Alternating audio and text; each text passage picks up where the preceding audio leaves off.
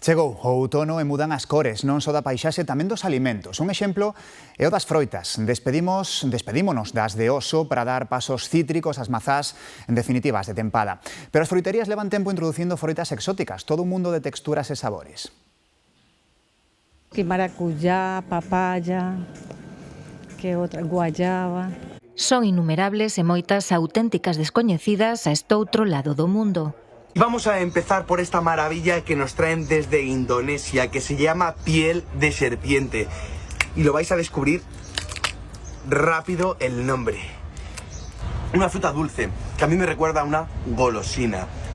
Pero a través das redes sociais e nas tendas físicas as froiterías introducen cada vez máis alimentos exóticos. Creo que vou probar novos sabores, non sei, experimentar. Unha fruta moi boa, sabes, moi doce, a maioría das froitas tropicales teñen unhas propiedades moi boas e a xente cada vez consume moita máis, o que é o tema do aguacate, o mango, a papaya, que é super buena polo estómago. Jacobo ven notando a grande aceptación deste tipo de produtos na súa clientela, sobre todo coa chegada das estacións máis frías. Nos estantes, as froitas de tempada xa conviven coas exóticas.